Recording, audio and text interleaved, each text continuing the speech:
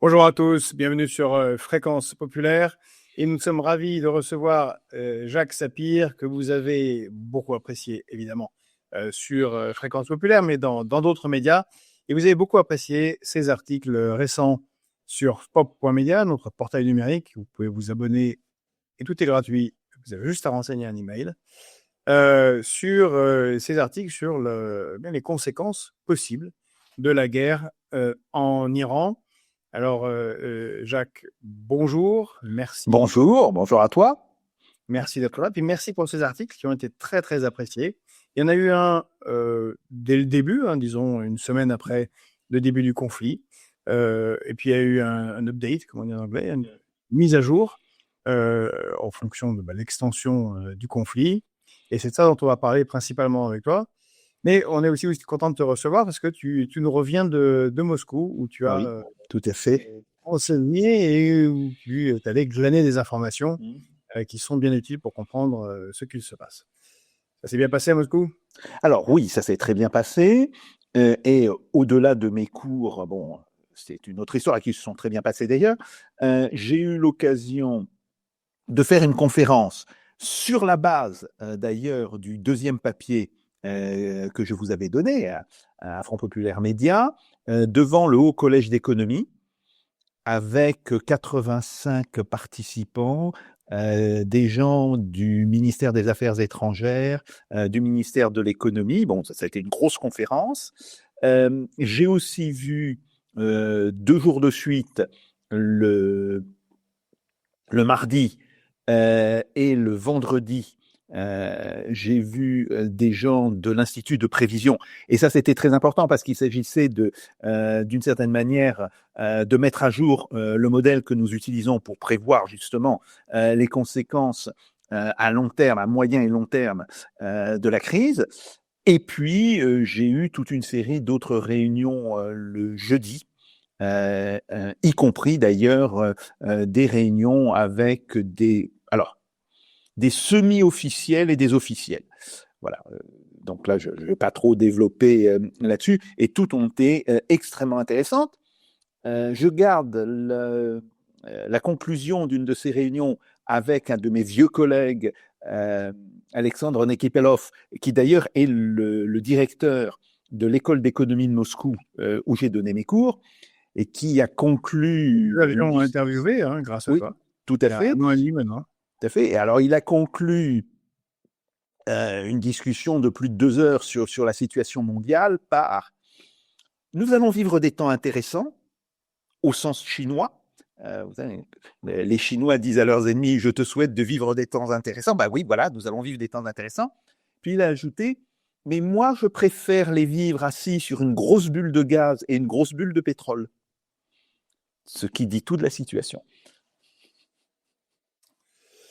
Oui, on peut supposer qu'avec cette dernière remarque, puisque tu nous fais régulièrement l'état des lieux, c'est important puisqu'il y a l'autre guerre continue. Il n'y a pas que la guerre en Iran qui attire des journalistes, mais la guerre en Ukraine continue. Il y aura sûrement une offensive d'ici 2 semaines quand tout aura Dégelé et gelé, la boue sera partie, ouais. un peu séchée. L'économie russe continue, peut-être se porte encore mieux maintenant avec ses bénéfices colossaux tirés de la Pas conséquence encore. de la guerre. Pas encore, pas encore. Ça fait à peine un mois que les recettes d'exportation ont fortement augmenté, mais il est très probable que nous aurons fin juin, début juillet, une loi budgétaire rectificative, comme d'ailleurs ça se fait dans tous les pays, et ça devrait se faire en France particulièrement, parce que notre budget est parti par-dessus les moulins, hein, il faut le savoir.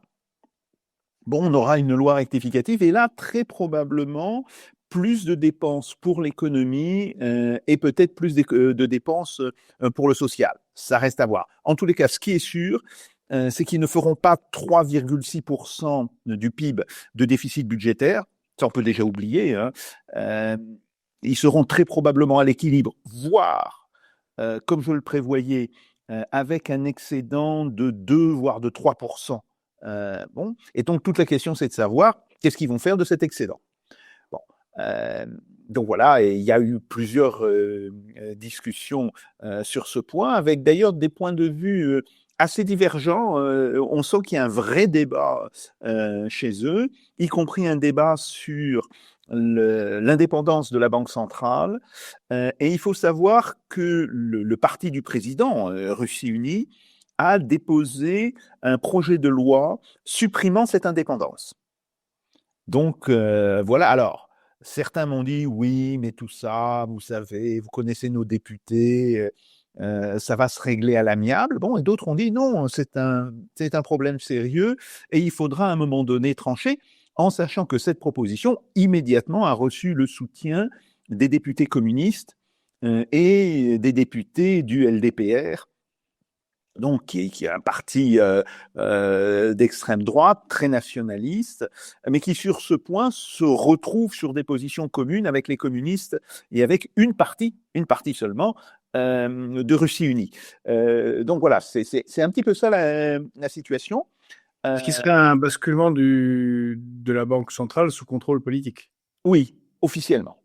Officiellement. Aujourd'hui, il y a des formes de contrôle qui sont évidentes et qui tiennent ne serait-ce qu'au fait que Madame Nabiulina a été la conseillère économique du président, c'est-à-dire de Vladimir Poutine, il y a plus de 15 ans. Bon, mais là, ça officialiserait et surtout, ça ne serait plus simplement par des liens informels entre la présidence et Madame Nabiulina, ça serait par des liens tout à fait officiels avec la nécessité pour la Banque centrale de passer tous les 2 mois devant le Parlement, et cette fois-ci, le Parlement ayant le rôle principal. Alors que jusqu'à maintenant, elle faisait à peu près une intervention par an, et cette intervention donnait lieu à discussion, mais pas à vote. Et là, ça pourrait donner lieu à un vote. Donc, il y a quand même, l'enjeu est quand même d'une certaine importance. Merci Jacques. Bon, on reviendra avec toi sur la guerre, sur ce qui se passe en Russie, l'économie ultérieurement. Mais le sujet principal, évidemment, c'est la guerre en Iran. On voit déjà les conséquences lourdes de juste après un mois de guerre. On est rentré dans le 2e mois de guerre. Hausse du prix du Brent qui est aussi entre 102, 103 et 140 ce matin. 140 ce matin. On a le kérosène Singapour qui lui est parti complètement en vrille à plus de 240, alors qu'il était à 85 avant le conflit. Donc, pour le transport aérien, c'est quand même tout à fait significatif. Le Vietnam, la Thaïlande, les Philippines qui sont sous tension, la Grande-Bretagne, l'Inde. Bon, au bout d'un mois, c'est déjà problématique. Nombre de pays, comme tu l'avais annoncé, revoient un peu à la baisse déjà leurs espoirs de croissance. Certains vont déjà être en petite récession. Il y a le problème que tu as évoqué, évidemment, de l'urée, des engrais qui vont finir vite par poser un problème pour un certain nombre de pays. Mais bon, voilà, Donald Trump a parlé, 1er avril, et en dehors de la logorée un peu ahurissante qui est secondaire ici, la guerre continue, escalade,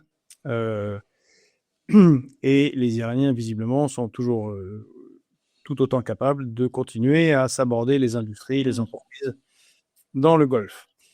Alors,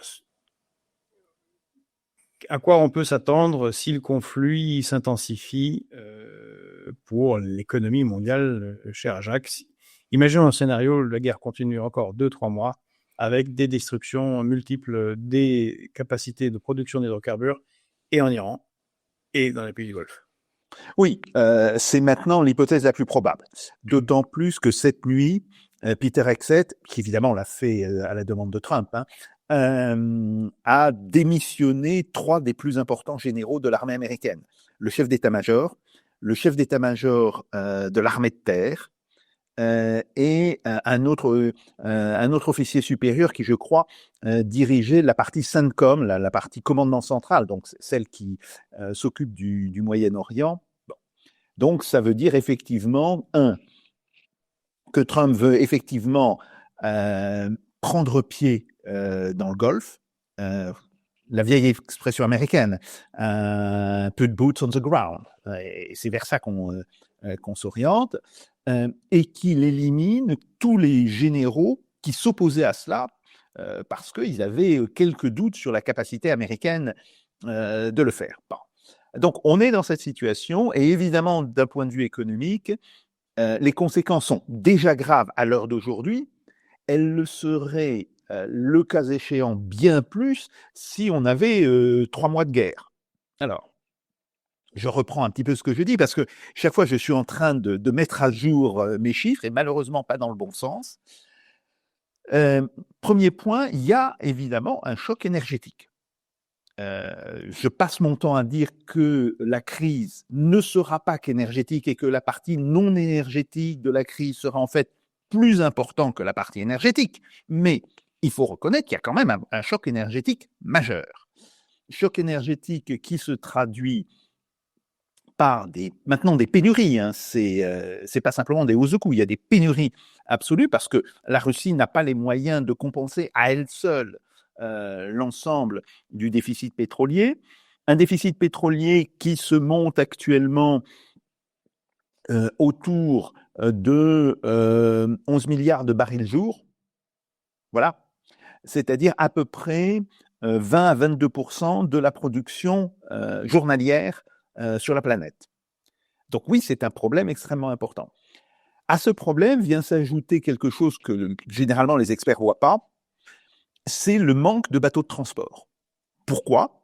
Parce qu'il y a 3000 bateaux qui sont bloqués dans le détroit d'Ormuz. Sur ces 3000 bateaux, il y a à peu près 800 transports, je dirais, de taille méga, en anglais oversized, soit des pétroliers de plus de 300 000 tonneaux, soit des porte-conteneurs aussi de plus de 300 000 tonneaux. Et ça a une importance considérable en matière de destruction des flux logistiques. Alors, le résultat, c'est que avant, nous avions une forme d'unification du prix du pétrole, ce qui permettait de faire les fameux indices, hein, le WTI, le Brent, etc.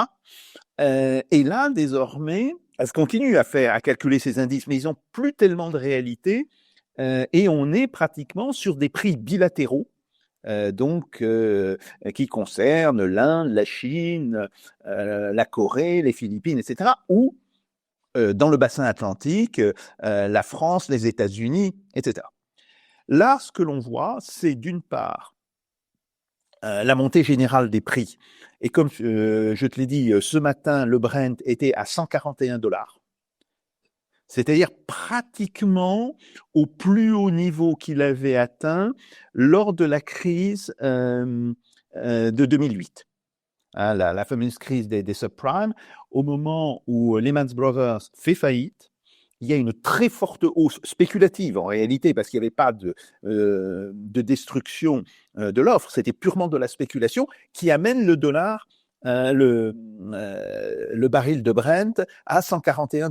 Bon, nous y sommes à nouveau, mais quand on étudie pays par pays, c'est là où ça devient très intéressant. Alors, les Chinois, ils sont actuellement en train de payer des primes aux producteurs russes. C'est-à-dire que la Russie vend son pétrole à la Chine, hein, autour de 130, $135.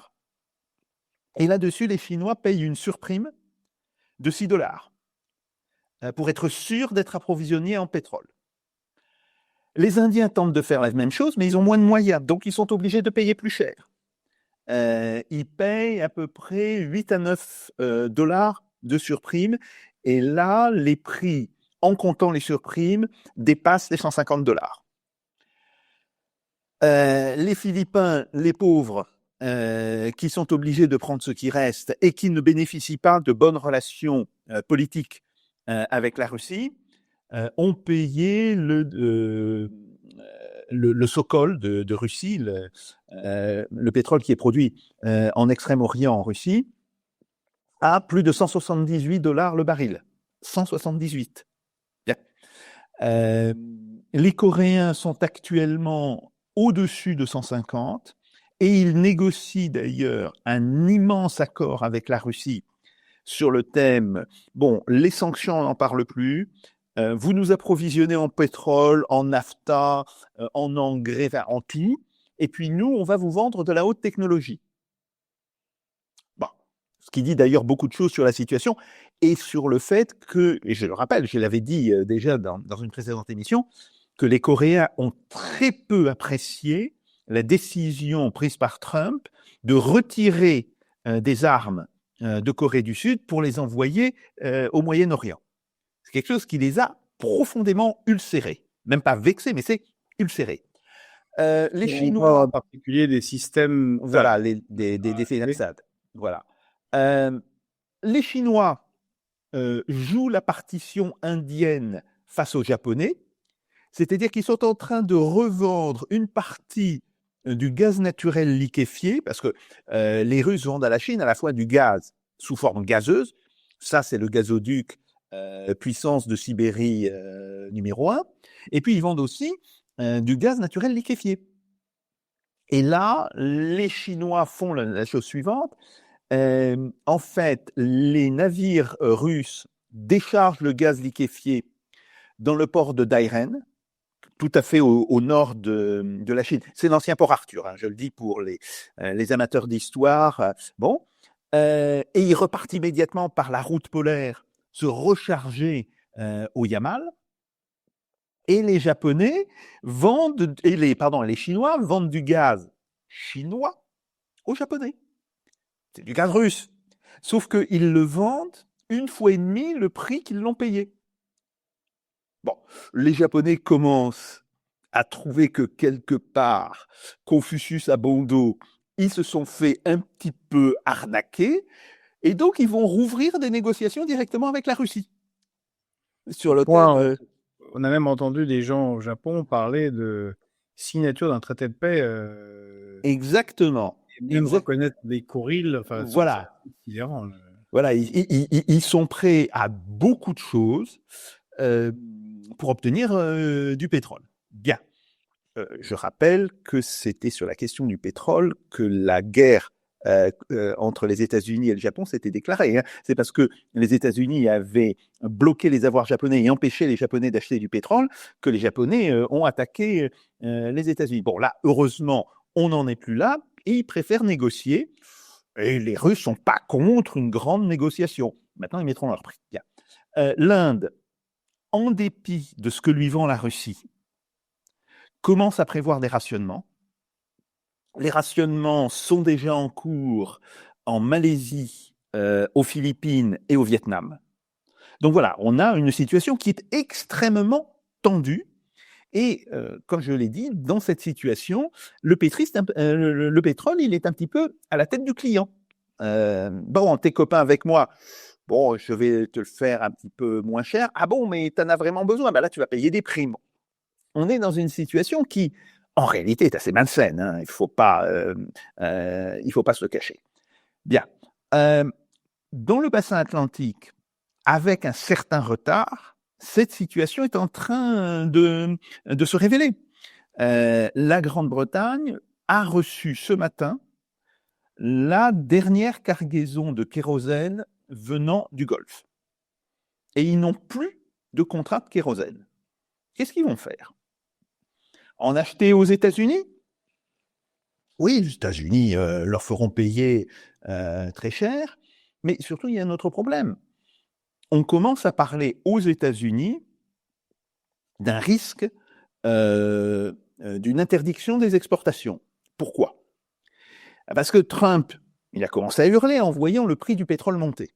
Je signale que le prix du pétrole a un très grand rôle, enfin le prix de l'essence en réalité, un très grand rôle dans l'alimentation de l'inflation aux États-Unis, et qu'il est très volatile, ou disons il est très élastique au prix du pétrole, parce qu'on ne paye pas d'impôts. L'un des avantages de la situation un peu ubuesque dans laquelle est la France, où on paye grosso modo 75% d'impôts et 25% de prix du pétrole, il faut savoir que c'est ça sur les carburants en France, c'est que ça amortit tout effet de hausse. Admettons que les prix du pétrole doublent, eh bien, ça veut dire que le prix des carburants en France n'augmentera qu'entre 25 et 30%. Bon, il augmentera quand même, et c'est un point qui est préoccupant, mais il augmentera moins qu'aux États-Unis, où comme ils ne payent pas d'impôts, dessus, il n'y a pas d'impôt sur les carburants. Alors là, évidemment, dès que ça monte à la pompe, ça se traduit immédiatement par une diffusion des prix extrêmement importante aux États-Unis. Et donc, ce que l'on commence à envisager du côté américain, c'est de déconnecter le marché américain du marché international. Et dire, voilà, nous sommes autosuffisants, nous allons fixer nos prix nous-mêmes, peut-être administrativement, peut-être va-t-on les fixer administrativement, mais pour ce faire, il faut déconnecter le marché américain du marché mondial. Et la seule manière, c'est interdire les exportations comme les importations. Alors oui, ça peut se faire. Je ne dis pas que ça se fera immédiatement, parce qu'il y a, par exemple, les compagnies américaines, elles disent non, faut maintenir la connexion avec le marché international. Tout simplement parce que ça empêche Trump d'établir des prix administrés et ça leur permet de gagner beaucoup d'argent. C'est vraiment purement une question d'argent là, mais à un moment donné, Trump va dire, attendez, il y a des problèmes de sécurité nationale, on ne peut pas. Sauf que si les États-Unis font ça, ça déséquilibre encore plus le marché entre ce qui manque en provenance du Golfe, un blocage des exportations par les Américains, ça va devenir là, pour le coup, extrêmement sérieux. Bon, ça, c'est la question énergétique. Et évidemment, le gaz est en train de suivre. Le gaz dans l'Union européenne commence à monter très fortement, et il monte aussi très fortement dans les pays asiatiques, d'où une demande de livraison de gaz à la Russie qu'elle pourrait faire, mais là elle a un problème, elle n'a pas assez de méthanier. Et c'est ce qui explique la petite combine entre Chinois et Japonais. Parce que si vous amenez du gaz naturel jusqu'à Dairen, c'est beaucoup plus court que de l'amener, par exemple, en Malaisie, de l'amener au Vietnam, etc. Et donc, vos méthaniers prennent moins de temps pour faire le chemin qui les ramène à Yamal, où ils vont recharger leur cuve avant de repartir vers Dairen. Donc, ça fait de la Chine un espèce de hub pour le gaz liquéfié. Et ça, c'est vraiment un problème technique lié au manque de méthanier. Non seulement les Russes en ont pas assez par rapport à la demande actuelle, mais il n'y a pas assez de méthanier disponible globalement au niveau mondial, là encore, à cause du blocage du détroit d'Ormuz. Donc, on en est là sur la question énergétique. Après, on commence à s'en rendre compte. C'est un peu surprenant parce que moi, ça fait un mois que je le dis, ça fait un mois que je signale, non, attention, il y aura des conséquences industrielles et agricoles extrêmement importantes qui seront en réalité plus importantes. Et je signale... Un petit peu pas te couper, mais certains disent que le prix du baril dont tu parlais tout à l'heure à $150 en 2008, en fait, ce serait 220 aujourd'hui. Est-ce que c'est vrai ou est-ce que... Oui, à peu près. Un peu, oui, à peu près, parce que c'était une hausse spéculative.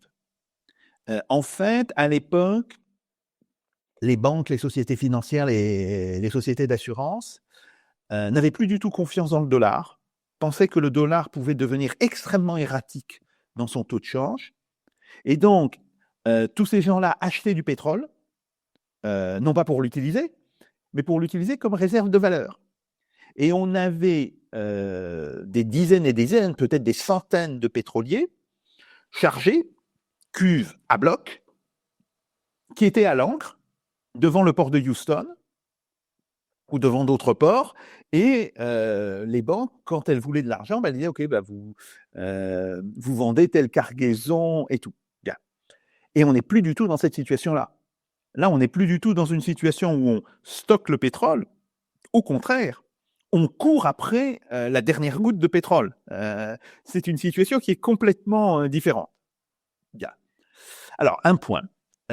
Nous avons le directeur de l'Agence internationale de l'énergie, l'AIE, qui a dit il y a 2 ou 3 jours, cette crise est pire que la crise de 1973. Sauf qu'il faut bien comprendre ce qu'il dit, parce qu'il a dit aussi, on ne retient en général que le titre de la déclaration, puis on ne regarde pas ce qu'il y a en dessous. Ce qu'il dit, c'est que en 1973, quand il y a le premier choc pétrolier, les économies développées sont des économies qui utilisent beaucoup le charbon. On est sur de la carbochimie, pas sur de la pétrochimie. Ensuite, l'agriculture, elle utilise des engrais, bien sûr, comme on utilise depuis un siècle et demi, voire plus.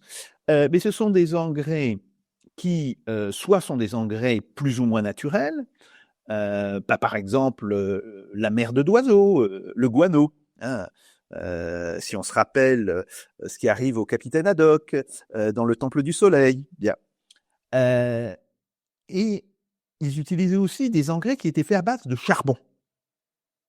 Or, de 1975 à 2025, sur 50 ans, nos économies ont progressivement abandonné le charbon et utilisé le pétrole. Et par ailleurs, il y a eu une révolution verte dans l'agriculture, dont on parle beaucoup moins que la fameuse révolution verte dans les pays en voie de développement. Et à juste titre, parce que elle a moins d'impact vital, mais qui a été quand même importante, c'est que les agriculteurs ont remplacé des engrais, soit par exemple, soit des nitrates en provenance du Chili, soit des choses qui étaient faites à partir de charbon, par des engrais à partir de pétrole, essentiellement. Et ça va avoir évidemment un effet démultiplicateur de la crise extrêmement important. Alors, sur la question de l'agriculture, les prix de l'urée ne cessent de monter. Dans le papier, dans le deuxième papier que j'ai fait pour Front Populaire Média, j'avais introduit un petit graphique où je montrais que les prix de l'urée étaient passés de $350 la tonne métrique à $580 la tonne métrique. Bien. Et ça, c'était sur le marché de la Nouvelle-Orléans, qui, avec le marché de Saint Louis aux États-Unis, sont les 2 principaux marchés qui alimentent l'agriculture américaine. Nous sommes aujourd'hui à plus de $680. Autrement dit, on a doublé. Évidemment, ça va avoir un effet extrêmement important sur la production de maïs. Soit ça veut dire que le maïs va devenir beaucoup plus cher, soit ça veut dire que les fermiers américains vont abandonner le maïs, en partie, vont beaucoup moins planter en maïs et vont planter en soja. Bon, très bien. Sauf que le soja n'est pas complètement substituable au maïs. En fait, le soja sert essentiellement pour la nourriture du cheptel. Oui, on mange un petit peu de soja, effectivement. Quiconque est allé dans un restaurant chinois le sait. Mais essentiellement, le soja, les tourteaux de soja, c'est pour le cheptel. Et donc, il y aura bien une pénurie de produits directement alimentaires pour l'homme. C'est déjà une catastrophe en Inde, au Sri Lanka, au Bangladesh, parce que là, ils sont en plein dans les semis de riz. Et ils sont obligés de se restreindre considérablement en engrais. Donc, évidemment, ça aura des conséquences plus que proportionnelles sur la production, sur les rendements. Les rendements vont baisser très fortement. Et normalement, les grands pays rizicoles, comme la Malaisie, comme le Vietnam surtout, il faut se rappeler que le Vietnam est le véritable grenier à riz d'une bonne partie de l'Extrême-Orient. ces pays-là vont être touchés. Alors, je suppose qu'ils seront moins touchés que d'autres parce que le Vietnam a d'excellentes relations avec la Russie et que les Russes se feront un devoir moral de soutenir nos frères vietnamiens comme nous l'avons fait dans les années 70. Bon, je te passe les détails, mais malgré tout, la production rizicole va être touchée. Par ailleurs, le prix du pétrole pour les transports, vulgo le gasoil, le kérosène, etc., ça commence déjà à se faire sentir. Je vais, dimanche dernier, faire les courses avec ma femme, et on constate que le prix de la tomate cerise, alors pourquoi je prends le cas de la tomate cerise? Parce que la tomate cerise, elle est produite en serre, et que les serres, c'est avec du gazole ou du mazout qu'on les chauffe.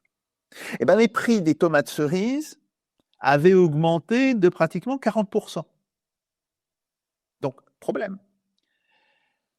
Et il n'y a pas que ça. Il y a le problème du transport. Donc, globalement, on est parti sur un effet d'inflation assez important et qui va aussi se traduire, ou plutôt va venir s'ajouter à cette cause, une hausse des prix industriels. Hausse des prix industriels. Par exemple, les ordinateurs. Ouais, ça ne devrait pas être touché. Ben si, parce que ça, c'est l'hélium. L'hélium qui est produit à partir du gaz.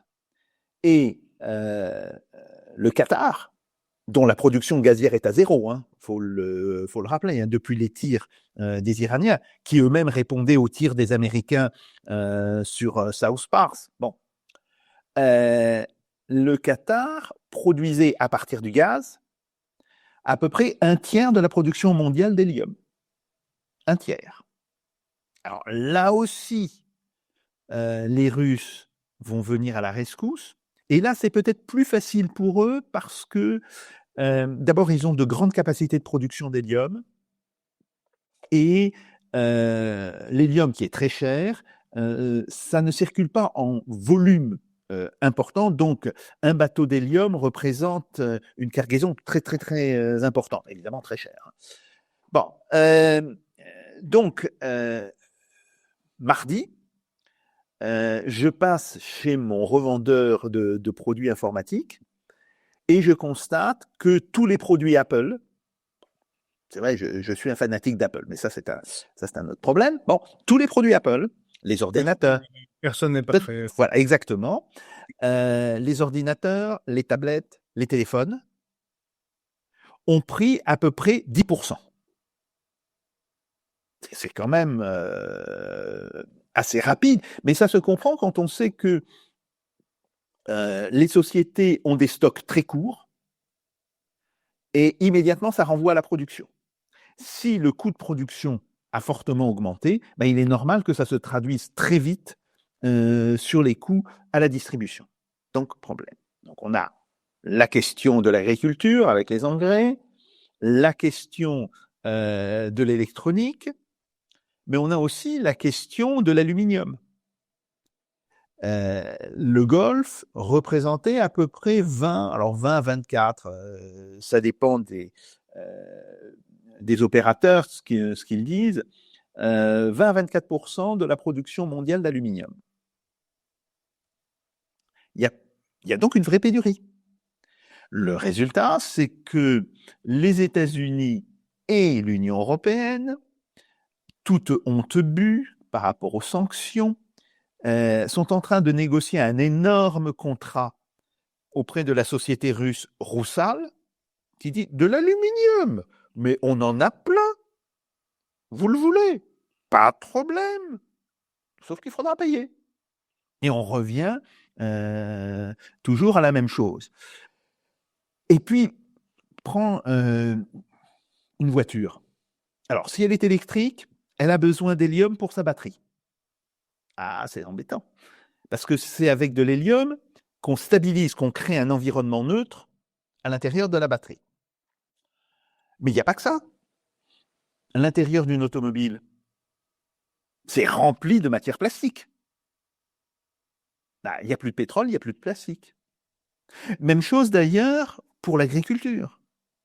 L'agriculture, au niveau de la distribution, utilise énormément les sacs plastiques, mais pas simplement le petit sac de la ménagère, mais même des gros emballages pour transporter du demi-gros et qui sont en plastique. Bah, soit on continue à acheter du plastique, mais à un prix qui va monter fortement et qui aura évidemment des conséquences importantes sur l'ensemble de la production, soit qu'est-ce qu'on fait? Donc voilà, il y a l'ensemble de ces problèmes et c'est pour ça que je dis, et de ce point de vue-là, moi je suis complètement d'accord avec ce que dit le directeur de l'Agence internationale de l'énergie. La crise est actuellement pire que la crise de 1973. D'abord parce que ça va être une crise de longue durée. En 1973, c'était les pays du Golfe qui avaient tout simplement tourné le robinet et qui avaient dit non, mais on n'est pas d'accord sur la manière dont vous avez soutenu Israël, bon, etc. On tourne le robinet, d'accord. Là, c'est pas qu'ils ont tourné le robinet, c'est qu'ils peuvent plus sortir, soit par des destructions qui sont quand même importantes. Hein. Alors là, on n'a pas de données très précises, mais les données qui circulent dans les milieux pétroliers russes font état de 30 à 50% de destruction et d'un délai pour revenir à la normale entre 2 ans et 5 ans. 5 ans, c'est le plus long, mais c'est ce qui a été donné par le ministre du Qatar de l'énergie, qui dit « Nous ne retrouverons notre niveau d'avant-guerre qu'au bout de 5 ans ». Bon, je ne pense pas. C'est là où on en est actuellement, on est d'accord. C'est là où on en est actuellement. Je précise que là... On est une mauvaise limonade. Tout à fait. Ce sont les données que nous avons eues soit fin de semaine dernière, soit cette semaine, en fait. Donc, évidemment, si on prolonge la guerre je sais pas, jusqu'à fin mai, début juin, ça ira empirant. Bon. Mais ce que je dis aussi, c'est que même si la guerre s'arrêtait demain, bon, admettons, l'idée traverse l'esprit de Donald Trump, et il se dit non, ça me fait chier cette guerre, ça m'embête, ça m'empêche de jouer au golf, j'arrête tout. Bon, c'est évidemment pas la plus probable des solutions, mais bon. Mais même si on arrêtait cette guerre, là, on est sur des conséquences de cette crise qui ne dureront pas 1 an, ce qui était ce que j'avais prévu au départ, hein, mais qui, du fait des destructions qui se sont produites dans le Golfe, que ce soit d'ailleurs du côté iranien ou du côté des Émirats, elle durera au moins 2 ans. On est parti sur au moins 2 ans. D'autant que, bon, tu viens de le dire, on l'a dit, tout ça peut, vu qu'il y a une escalade, tout ça va continuer. Les États-Unis parlent de 2-3 semaines. Si on part dans un scénario vietnamien avec un débarquement de 3000 au Vietnam, 3000 Marines au début, on sait comment ça finit avec 1 demi-million de soldats à la fin et 12 ans de guerre, tout ça peut être infini. Les Iraniens font ce qu'ils ont déclaré, un peu comme les Russes, et donc ils parlent ouvertement, entre autres, du blocage du droit de Bab el-Mandeb par les Houthis, et ou la destruction du pipeline Est-Ouest, ce qui rajouterait plus 12% de pétrole en moins, c'est-à-dire 6-7 millions par jour, côté saoudien qui sort de la mer Rouge. Là, ça serait au-delà de très au-delà de 73. Est-ce qu'on peut parler de, alors, si la guerre continue et si les destructions réciproques continuent de cette manière, y compris ce pipeline qui va à la mer Rouge, est-ce qu'on peut parler de dépression mondiale l'année prochaine? Alors, dépression, je ne sais pas, parce que je pense malgré tout que l'économie chinoise est bien partie pour résister. Et l'économie chinoise, c'est quand même 22% du PIB mondial, hein, il faut le dire. L'économie indienne va voir sa croissance baisser fortement, mais elle ne devrait pas passer en négatif. Je rappelle que l'Inde est actuellement à plus 7% de PIB. Alors évidemment, si elle passe à 2%, c'est un choc énorme. C'est un choc de 5 points. Mais néanmoins, elle ne passera pas en négatif. Bon. Après, sur les autres pays, oui, il devrait passer en négatif. Donc, Pour l'instant, enfin, avant-guerre, les prévisions du Fonds monétaire international étaient de 3,3% de croissance pour l'ensemble mondial. Le modèle que nous avons fait tourner avec les collègues russes établissait à la fin de la semaine dernière, sur les informations de la semaine dernière, on était tombé à 2% de prévision pour fin 2026. On pourrait être, effectivement, c'est désormais crédible, avec une croissance mondiale de l'ordre de 1% ou 0,5%. C'est un choc absolument majeur. Ça, il faut le dire. D'autant plus que ce choc va se distribuer par pays de manière assez particulière. L'Allemagne va faire face à un choc qui devrait l'amener de plus 1,1% de croissance, chiffre du FMI de février, à probablement moins 1, voire moins 2% de croissance si les choses continuent. Je rappelle que la grande société chimique BASF a annoncé qu'elle prévoyait de quitter la Chine, de quitter l'Allemagne, et devine pour aller où? En Chine. Parce que là, on aura du gaz et du pétrole relativement bon marché. Le gaz, il vient d'où? Rappelez-moi, la Chine, il ne viendrait pas de Russie. Bon, je ne vais pas plus loin. La France. Ouais, voilà. 1 et 2 en construction. Voilà. Et là, les Chinois ont dit qu'ils payaient tout. Ils veulent tellement de gaz russe, y compris pour le revendre. Ça, il ne faut pas se faire d'illusions, parce qu'ils ont compris tout l'intérêt économique et politique qu'ils pouvaient tirer au fait de devenir un hub gazier. Et donc, la construction prendra à peu près 18 mois. Payée rubis sur l'ongle par la Chine. Très bonne opération pour les Russes. Très bonne opération pour les Russes. Mauvaise pour nous, parce que s'ils construisent Power of Siberia No. 2, ça veut dire qu'ils n'approvisionneront plus l'Europe. Ils n'en ont pas les capacités. Ils ne peuvent pas à la fois monter en production, par exemple doubler la capacité de Power of Siberia 1 et continuer d'alimenter l'Europe. Ou alors ils l'alimenteront, mais de manière très faible. Très très faible et essentiellement en gaz liquéfié. Bien. Donc on est sur cette situation. Donc l'Allemagne, probablement moins 2, peut-être moins 3 au total, a passé de plus 1 à moins 2, ça fait 3 points de PIB en moins. La France, elle va perdre probablement 1% de PIB. Donc elle va passer de 1, ce qui était prévu en février, probablement à 0. Bon. Dans un monde normal, dans un monde où les dirigeants seraient compétents, réagiraient normalement aux informations, quoi qu'on pense d'eux, par ailleurs, ce n'est pas une question d'option politique, c'est une simple question de compétence. Il commencerait immédiatement à prévoir un nouveau budget. Parce que le budget tel qu'il a été voté, avec beaucoup de difficultés, fin janvier, début février, ce budget ne vaut plus rien. À la fois, on aura des coûts supplémentaires, enfin oui, on va dépenser de ça, mais on aura moins d'argent à cause de moins d'activité économique.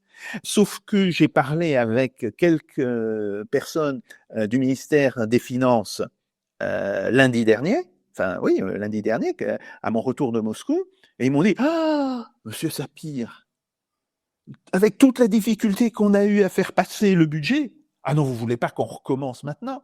J'ai dit « Mais vous êtes idiot ou quoi? Il faut recommencer d'urgence.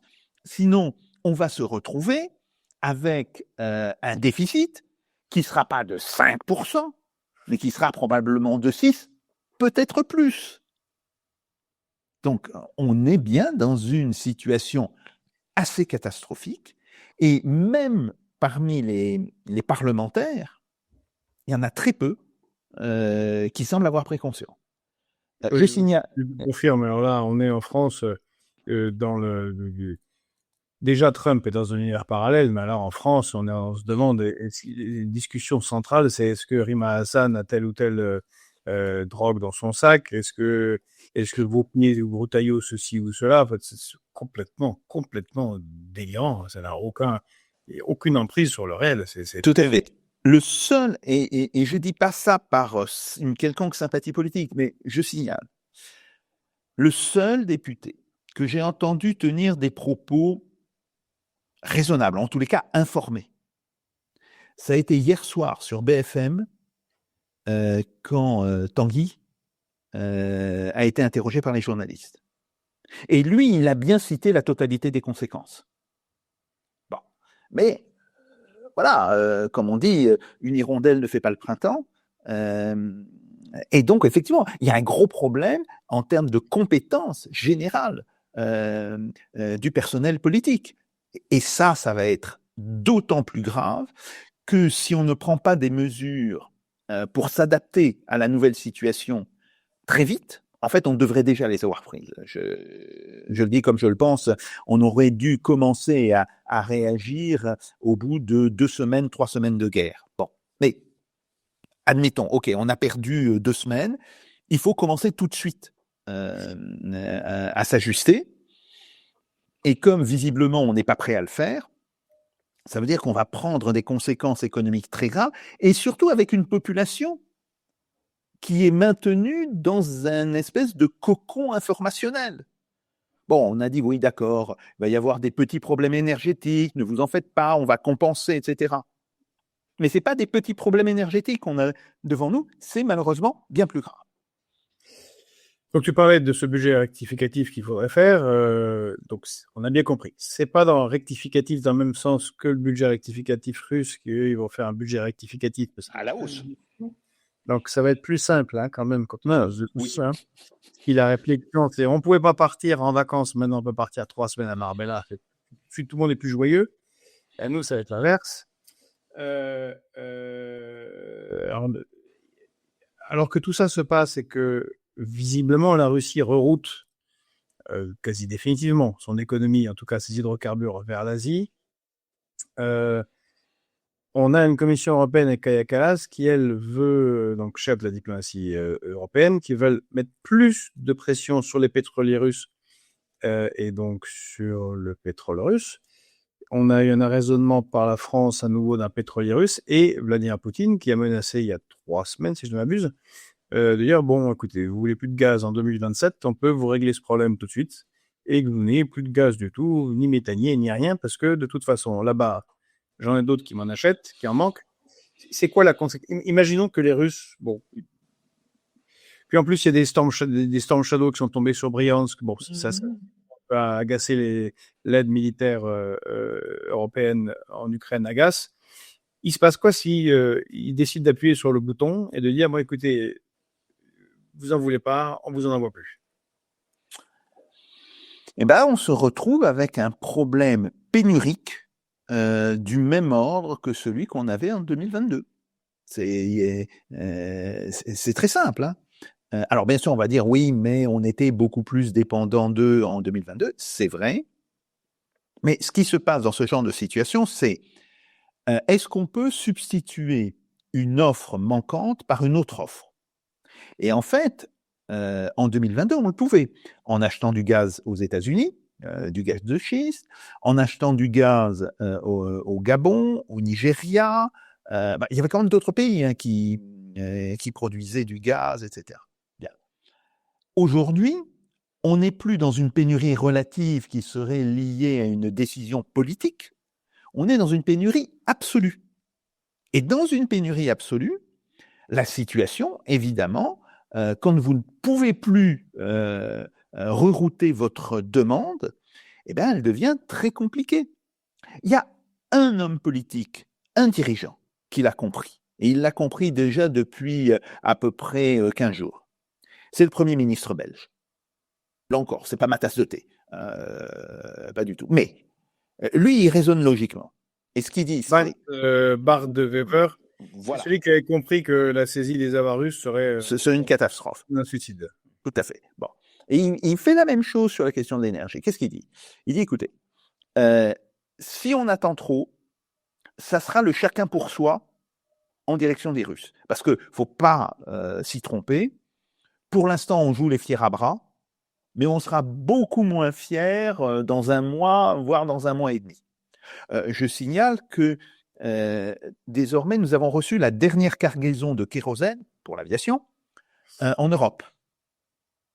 Pour l'instant, nous n'avons plus de kérosène. Alors, bien sûr, on a à peu près 3 mois de réserve. Mais ces 3 mois écoulés, il n'y aura plus de kérosène, sauf si on trouve d'autres sources, et il n'est pas du tout dit que l'on trouvera d'autres sources dans les mêmes quantités que ce qu'on importait de kérosène du Golfe. Donc là, il y a problème. Et donc c'est pour ça que je pense que, c'est ce que pense le Premier ministre belge. Il dit, soit on se met d'accord et l'Union européenne accepte d'ouvrir des négociations avec la Russie et de réduire, voire de supprimer toute une série de sanctions. Bon. Soit on continue à jouer les fiers à bras, et à ce moment-là, on va voir les pays, les uns après les autres, commencer à partir vers la Russie, mais dans le désordre le plus total. Bon. Alors lui, comme c'est en tout cas, lui, on peut dire d'une chose, c'est un Européen conséquent. C'est-à-dire que il cherche effectivement à maintenir l'unité de l'Union européenne, mais il est raisonnable de ce point de vue-là. Bon, il dit, mais si vous voulez que l'Europe survive, il faut faire cela.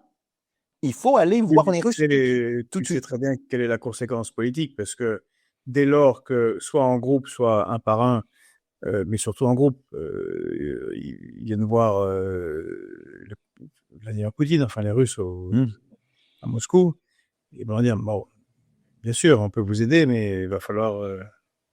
Ben oui. Il va falloir un peu lâcher Kiev, les amis. Ben oui, mais il faudra le faire.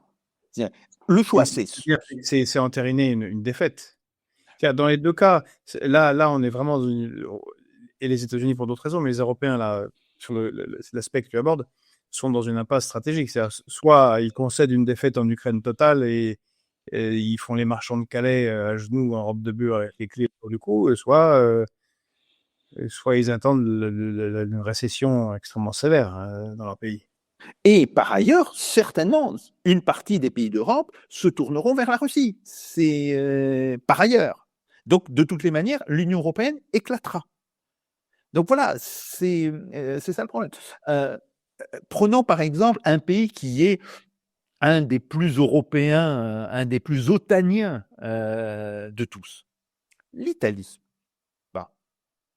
Alors, que l'Espagne décide d'interdire le survol de son espace aérien par des avions américains qui iraient vers le Moyen-Orient, ok, on le savait, le Premier ministre espagnol d'ailleurs a une opposition très digne, bon, mais c'est pas par là que passe l'essentiel des avions américains. L'Italie, par contre, c'est autre chose. L'Italie est beaucoup plus importante dans l'OTAN.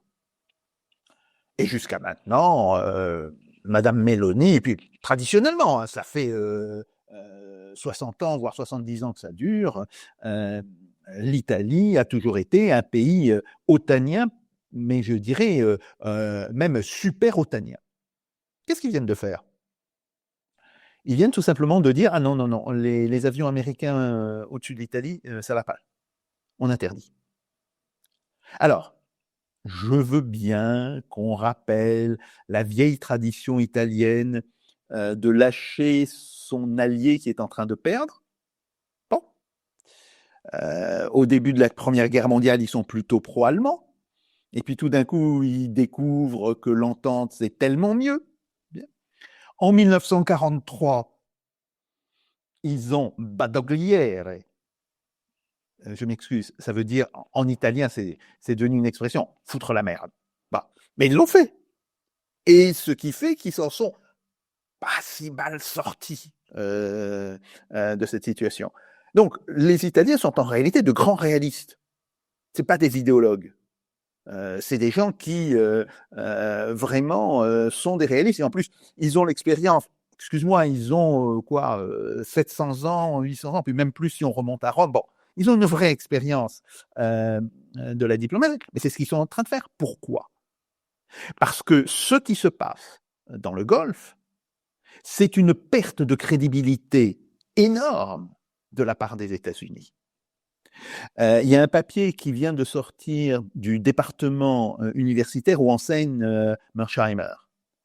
C'est sorti à l'université de Chicago, qui compare tout simplement ce qui se passe actuellement dans le Golfe contre l'Iran à la perte de pouvoir, à la perte de puissance de l'Angleterre, enfin de la Grande-Bretagne et de la France au moment de l'affaire de Suez. C'est très important. Ça veut dire qu'en réalité, même aux États-Unis, on a pris conscience de cette espèce de recul très profond. Alors, je pense que ce recul, il existait déjà depuis 5-6 ans, mais comme personne n'avait testé la puissance américaine, les États-Unis pouvaient continuer de vivre sur leur passé. Ben là, on a testé la puissance américaine, et la puissance américaine, bon, pour importante qu'elle soit, il ne faut pas non plus négliger, il ne faut pas raconter que non, les États-Unis sont finis, c'est pas vrai. Mais la puissance américaine est aujourd'hui en baisse très forte. Et d'ailleurs, les chiffres qui commencent à circuler, y compris par la Rand Corporation, sont très instructifs. Les États-Unis ont tiré 2400 missiles patriotes depuis un mois. Ils en produisent 650 par an. Autrement dit, ils ont tiré 3 ans et demi de production. Pour les SAD, c'est probablement 4 ans de production qu'ils ont tiré. Pour les missiles de croisière, les Tomahawk, c'est probablement 2 ans et demi. Mais tout cela suppose que les États-Unis puissent continuer à s'approvisionner ou puissent retrouver un approvisionnement en terres rares auprès de la Chine. Non pas seulement en terres rares brutes, mais surtout en terres rares raffinées. Les États-Unis ont une mine de terres rares, assez importante d'ailleurs. Le problème, c'est qu'ils font 0 raffinage sur leur sol. 0. Et donc, ils sont obligés de tout envoyer en Chine et que la Chine leur renvoie les produits raffinés. Bien. Si la Chine continue son blocage des renvois qu'ils font depuis que Washington a commencé la guerre, d'ici 2 mois, 78% des entreprises américaines de défense sont à l'arrêt. C'est une note de la Rand Corporation. Alors, bon, est-ce que ça sera 78? Est-ce que ça sera 66? Bon, qu'il y ait une dimension d'incertitude sur les chiffres, c'est une évidence. Mais ça veut dire quand même qu'il y aura un choc sur l'industrie militaire gigantesque. Qui peut croire que dans cette situation, les États-Unis viendraient à la défense de Taïwan? Donc, la chute est extrêmement importante, ce qui amène à un autre problème qui aujourd'hui, on est plusieurs à se faire beaucoup de soucis sur cette question-là. Et si les États-Unis passaient au nucléaire? Oui, c'est l'inquiétude de tous, de tout le monde. Ou si Israël, pour le compte des États-Unis, passait au nucléaire.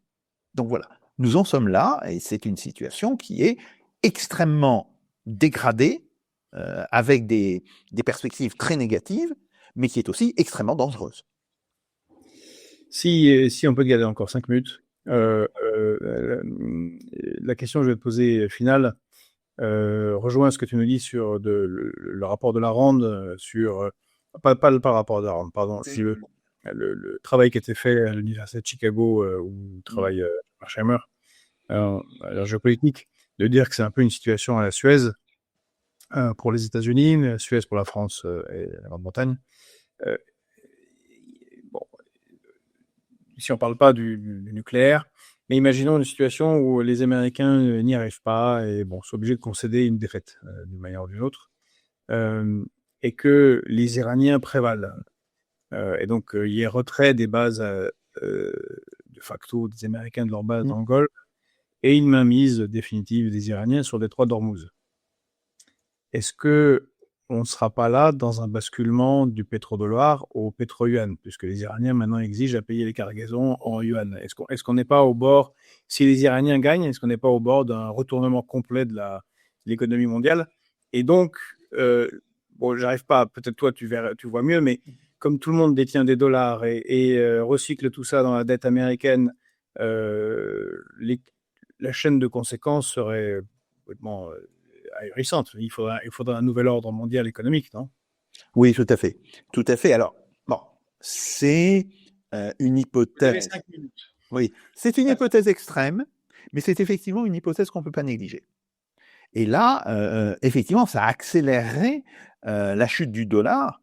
Moi, j'ai toujours dit jusqu'à maintenant, oui, le dollar va chuter, mais ça va être un processus très lent, parce qu'il y a une inertie énorme qui tient d'ailleurs à des mesures institutionnelles, comme justement le système des exportations en dollars du pétrole par les pays du Golfe.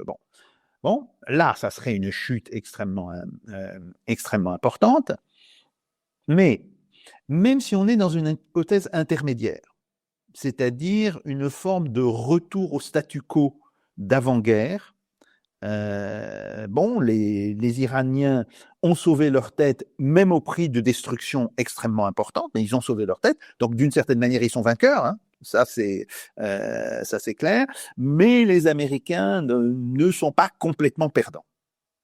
Mais malgré tout, beaucoup de pays vont considérer qu'ils ne sont plus capables de maintenir leur hégémonie mondiale. Beaucoup de pays. C'est une expression qu'on entend maintenant assez souvent. La puissance, c'est comme la femme du monde. Si vous êtes un pays puissant, vous n'avez pas besoin de le dire. Si vous avez besoin de le dire, vous n'êtes plus un pays puissant. Et c'est très exactement la situation dans laquelle se trouvent les États-Unis. Donc, on va avoir d'énormes problèmes. On a d'ores et déjà des négociations à travers toute une série de pays pour tenter d'organiser ce qui sera un monde sans les États-Unis. Nous avons aussi le fait que les BRICS, la Chine et la Russie, pour le coup, essentiellement sont en train de reparler de leur grand marché des BRICS pour les produits alimentaires et les produits impliqués par l'alimentaire, c'est-à-dire les engrais, bon, tout ça. Mais il n'est pas impossible qu'ils fassent le même projet sur les hydrocarbures, c'est-à-dire qu'ils s'entendent pour créer un marché. Donc voilà, il n'y a plus de marché mondial. Bon, ça c'est un fait, hein. C'est un fait constaté. Très bien, nous allons organiser un marché régional autour des BRICS pour les hydrocarbures. Donc, tout ceci, en réalité, est sur la table. Après, ça va beaucoup dépendre effectivement de comment ça va se passer militairement, mais c'est sur la table. Et je dirais qu'il y a quand même une chose qui, bon, parce que je suis vieux, j'ai 72 ans, je me rappelle de choses qui s'étaient passées dans les années 60 et le début des années 70, où j'étais d'ailleurs un militant sur le Vietnam. C'est une déclaration de Curtis LeMay. Nous allons ramener le Vietnam à l'âge de pierre. Et on sait comment ça s'est terminé. Donc voilà. Cette guerre contre l'Iran, c'est rien de dire que je la sens pas. Et que je pense que les Américains, s'ils étaient un petit peu raisonnables, et je dirais s'ils avaient cette intelligence stratégique que peuvent avoir les Chinois, par exemple, ils diraient voilà, on a fait un pas de clair. On s'est lancé dans quelque chose dont on n'avait pas les moyens. Passons-le par pertes et profits et tâchons de reconstruire dans les 10 ans qui viennent une puissance qui soit beaucoup plus stable. Ça serait effectivement un projet possible pour les États-Unis. Et ça serait d'ailleurs cohérent avec la tentative d'annexion du Groenland, les visées sur le Canada, etc. Le problème, c'est que normalement, on s'attendait à ce que Trump fasse cela d'abord et revienne sur le Moyen-Orient après. Mais comme il s'est laissé, excuse-moi du terme, bourrer le mou par Jared Kushner, son gendre, qui est très copain non seulement avec Netanyahou, mais avec Smotrich et Ben Gvir, il a visiblement cru qu'il pouvait faire des choses qu'il ne peut pas faire. Et je reviens, le fait que Peter Hegseth, sur les ordres de Trump, hein, clairement, ait limogé et demandé la démission des 3 principaux généraux aux États-Unis, le chef d'état-major général, donc le patron du Pentagone, hein, le chef. Et alors, il a demandé la démission de Dan Kane également? Je crois que oui. Pour le moment, c'est bon. En tout cas, il y a le chef d'état-major de l'armée de terre. Oui, il y a le chef d'état-major de l'armée de terre et le chef d'état-major général. Ah oui. C'est vraiment en pleine guerre, et on comprend très bien parce qu'ils sont pas assez souples par rapport à Trump. C'est ça la question. Donc ça veut dire qu'il va politiser l'état-major. Et ça, c'est la meilleure recette pour aboutir à une catastrophe militaire. Donc, on est vraiment sur une situation qui est extrêmement dangereuse. Eh bien, écoute, merci Jacques pour toutes ces précisions. Bon, on s'y attendait pas trop, mais évidemment, c'est encore plus inquiétant que au début de l'émission. Pour les articles dont on a parlé, si vous ne les avez pas lus, vous pouvez les retrouver sous cette vidéo. Vous trouverez un lien vers les 2 articles de Jacques sur Fréquence Populaire, donc sur les conséquences de la guerre. Et quand tu le voudras, on prendra le 3e pour ces conséquences. Je vous remercie pour avoir suivi cette émission. N'oubliez pas de liker, de commenter et puis de partager. Je crois que ce sujet est extrêmement important, nous concerne à tous. Pour ceux qui le peuvent, également sous cette vidéo, vous trouverez les liens vers la page Stripe et Tipeee où vous pouvez nous aider. Vous voyez, on fait beaucoup de développement en ce moment. Vous avez vu l'application, mais il y a d'autres choses qui arrivent. On a besoin d'un petit coup de main. Donc, si vous avez les possibilités, c'est défiscalisé pour ceux qui payent l'impôt sur le revenu. Voilà, aidez-nous un petit coup. Et on vous remerciera beaucoup. Eh bien, merci encore une fois, Jacques. Merci. Et à très bientôt. Merci bien.